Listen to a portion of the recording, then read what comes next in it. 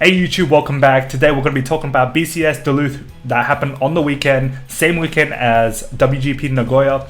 If you guys need any coaching on Metafy, feel free to hit me up. My link is in the bottom right hand corner, metafy.gg/@Derek-Dow. The BCS season is coming up, so make sure you hit up a booking if you need to. So obviously the three formats, as we see, and another weekend of seeing people making it to Worlds, and it is really exciting. And this week is even more exciting because we actually have a lot of diversity. And it's also the first tournament with the clan collection introduced. So we're just going to go through each of the formats and see what topped. And I'll give my, analysis and my thoughts on the decks that topped. And this is what it's talking about, right? This is a result that I did not expect at all. So 2 Tegria, 1 Kairi, 1 Gravidia, 1 Nirvana, 1 Flagberg, Bavsagra, and Laronero. So we did see a lot of Tegria in BRO, but to think that Tegria, is the most represented at Georgia is quite interesting. So we're just gonna go through what came in the top 4, and it was both Tegrias coming first and second. So Russell Albright coming first place, second was Francisco Garate, which is Naru Samurai, coming second place. Third was William Fry with Gravidia, and fourth was Tucker Myers with Kairi. This is actually really interesting because one of the things I expected to come in the tops would be, the likes of Nirvana. I wouldn't say Prison. I think Prison has done its time, because a lot of people know how to play against Prison, especially in the top tables if you get to the top tables. But I also think that there are other decks that should be in the slot that isn't here. But I guess, the Tegria's following from BRO has really made a huge impact, and maybe it's just how it is. People are finding different avenues and different ways to beat all these other expected decks that we're thinking are gonna top. And then obviously people don't actually give respect to any of these decks, Very similar to VMC Malaysia or Penang, where Ryan Kai won with PBO. No one thought of PBO at all, right? And then taking PBO and absolutely demolishing everybody, coming first place. This is the same deal, right? If you play Tegria and you know how to play into all the other matchups, you're going to do fine. So yeah, just going to look at the deck. So this is Russell's deck. This one is quite interesting. Plays this grade 2 Nanoful, so that you can put a card from hand into soul, draw 1. You can filter through cards that are bricks in your hand, maybe 5Ks, trying to trade 5Ks for 15Ks or 20Ks, and then trying to dig for your PGs. So I think this is pretty interesting. Being able to have selective soul to be able to soul blast as well, to grab and recycle the likes of your PG, because you have Drilling Angel putting the PG back into soul and then recycling it. This deck is very stable in comparison to the normal build with Refuzos. So checking the second deck, so this is Naru Samurai's deck. This is the more basic or the more fundamental deck, where it has your Refuzos. I call this guy Eisen or Arthen, the resist guy. So this is what you would expect of a Tegria deck. But the other deck, I think, playing this 18k, it's minimal commit. So it's a 28k on Persona Ride. So you're dropping 2 cards for nothing essentially, or actually 1 because you're bringing back the Maple, which is quite interesting. So yeah, those are the 2 Tegria lists.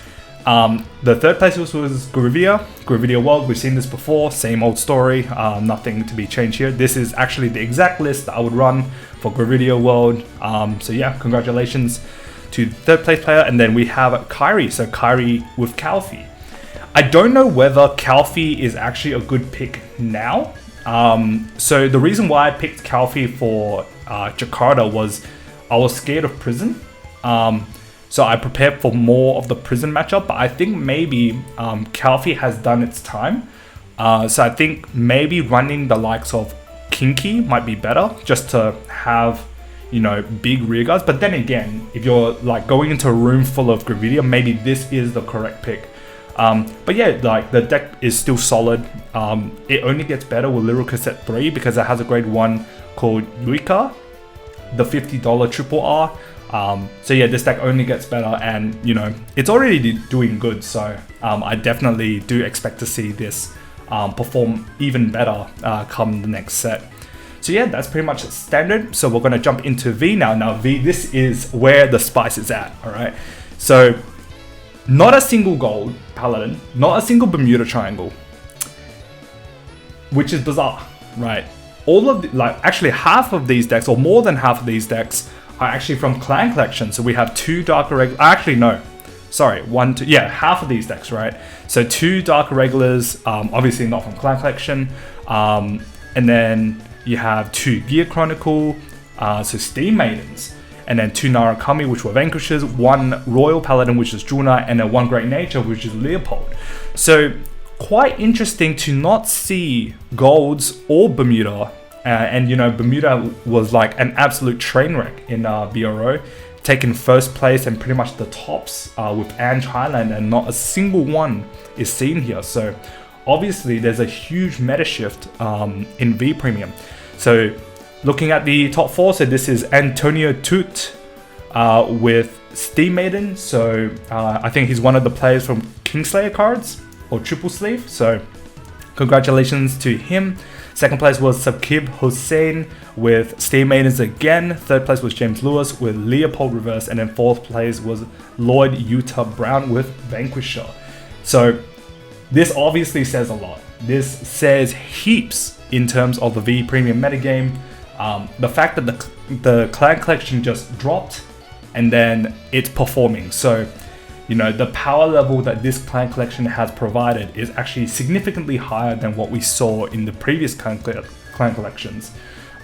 So very, very interesting to see a huge meta shift for V Premium, and I'm suspecting to see more come, you know, the next weekend or 2. There's not one this weekend, but there will be one next weekend in Chicago and I think in Germany. So we will see more results, but very, very cool to see a lot of the new stuff taking the top slots at a regional and especially a Worlds qualifier too.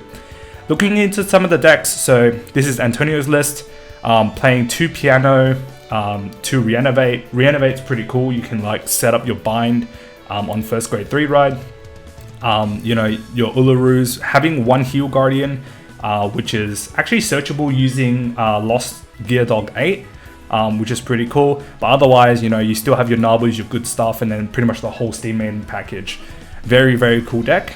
And then we have the second place list, very similar, except this list doesn't run the extra 1 Heal Guardian, which is essentially searchable, but otherwise everything is pretty much the same. But only 1 Piano, so I'm not too sure whether that's correct or not, but I mean, the Piano is just good as it is. So yeah, that's the 2 Steam Maiden lists. We do have the Vanquisher list. So this Vanquisher list is pretty cool, running the 1 Armor Break Dragon that you saw just now, and then Book Vanquisher, focusing on the fronts more than the crits, which is something that one of my mates, Carmelo, who won Springfest Sydney, he played a very front-oriented build instead of crits, and I think it looks like it's paying off in regions other than Australia. So yeah, very, very cool list. And then we actually have the Jewel Knight list that came in top 8. So this one focuses on Ashley Reverse. Very, very cool. I think this is pretty cool to see that, you know, the new Clan Collection has really made a huge impact now in V Premium. I've actually tested this deck. This deck is actually pretty scary. The Garter Strict, this becomes like super big. And if you're like on, you know, 5 damage, it makes it really, really hard to guard without Sentinels. So yeah, Jewel Knight's, you know, doing its thing, getting more support. You know, the Miranda is actually such an insane card, just you know, by itself on a rear guard and then just smacking with like massive power. So yeah, very, very cool. And then we also have the other Vanquisher list, and then this one is more crit focused, running the Demolition Dragons, and then the Sharaf to get binds, which is pretty cool. So yeah, that is all for V Premium. And now Premium, whew, boy. This is the most surprising result, okay? I think everybody can agree with me that when we stepped into Clan Collection, the first thing we thought of, right, is ripples, but not a single ripple topped at all, right? We expected MFD. We saw 2 MFDs, as you can see, but none of the other decks are ripples. Like, where did the ripples go, right? We anticipated Eradicators because, you know, Exterminate's good, but no ripples. Like, where did they go? Did they all just like die as a X2, or what the hell happened? Like, 2 Gears, 2 DI, 2 Narukami, 1 Spikes, and 1 Link Joker. Like, mind blown, actually mind blown. So yeah, that's what happened. But then again, right, maybe this event was too soon. Too soon meaning we haven't had the time to craft the correct list, or we didn't have the time to kind of flesh the deck out. Like, I don't know, I just feel that Ripple being the power force that it is, I suspect that at least one, but not a single one, is actually really surprising. So yeah, maybe the players just thought that, you know, we just didn't have enough time to be able to come up with like the most optimized list or something like that. But I think as, you know, the weekends go on, we will see more ripples. But it was just surprising that the first one didn't have any. And then going to top 4, so first was Andrew Condrick with Eradicator, second was Lloyd Brown coming second place with Vanquisher. I'm not too sure if this is the same Vanquisher that came 4th the previous day. And then third was Peter Van Allen, which is commentator Peter. That is awesome. All right, love seeing, you know, commentators and big names like this, you know, grabbing that world's invite and, you know, vibing with the rest of us. And then 4th place was Nicholas Fernando, or well known as Nico, coming 4th place with DI. He came first seed in Swiss with DI, and we'll go through his list. It's a pretty spicy list, but very, very amazing to see, you know, people are playing decks to counter, you know, the big expected deck, which was ripples. So yeah, going into the first list, so this is the Eradicator list, and it runs a bunch of 3s. Pretty surprising. Playing like the jump engine to Draconic Descendant, you know, with the Zuitan, the Hisen here, and then obviously the EDD jump starter. And then playing the Vowing Saber reverse, and then Dungaree, which is pretty interesting. And then the damage exploders, so the damage adders, that's pretty cool. So you don't get locked behind, you know, your opponent stopping at 3, you just ruffle stomp them with Vowing Saber reverse. So yeah, very, very cool list. And obviously, you know, your strides are as good as it gets. You know, if your opponent commits, then you go Stunverse. If they don't commit, you go Exterminate, and it's like a win-win situation for you, which is really cool. So yeah, that's Eradicators. Second place was the Vanquisher, and I did notice that this is actually the same person who came 4th the previous day, which is absolutely crazy.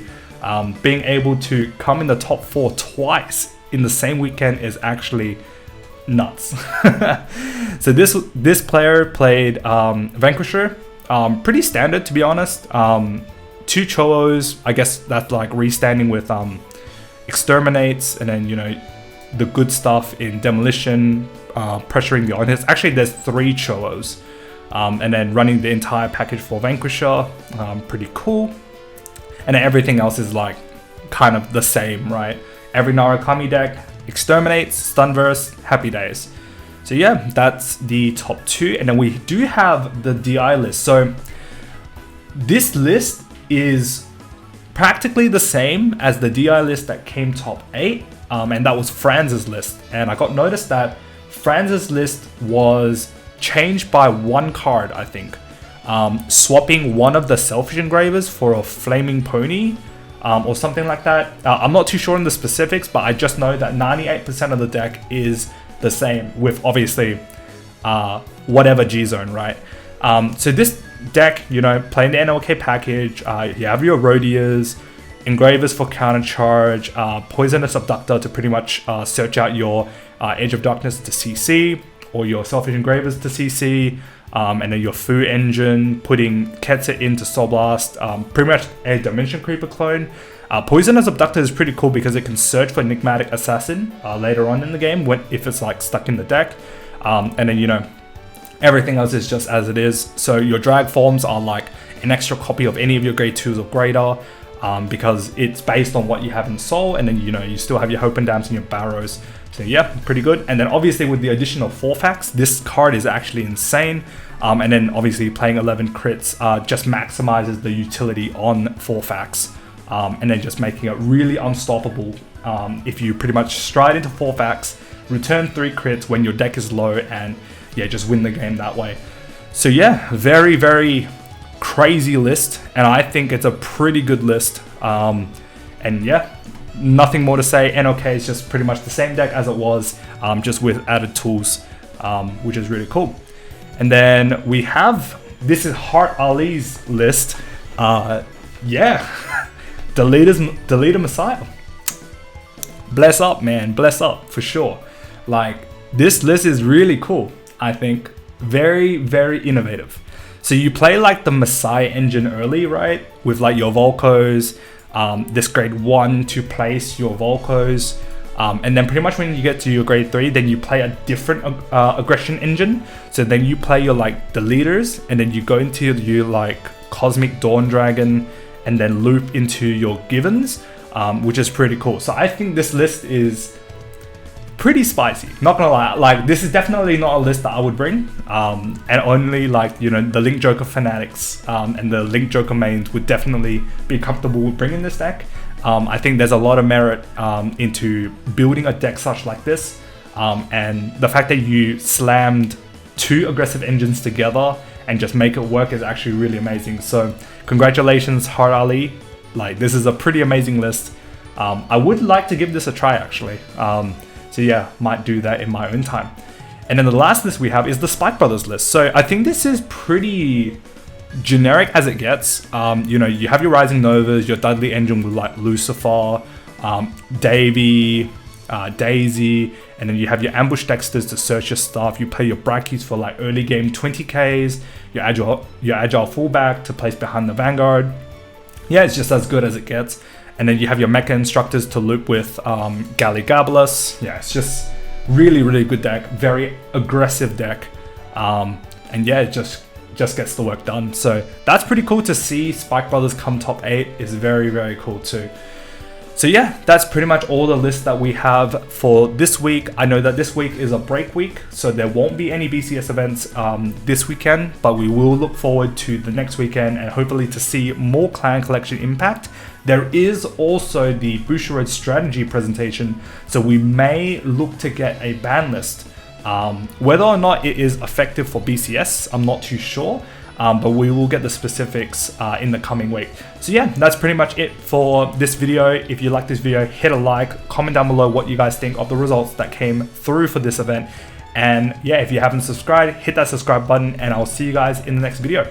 Peace.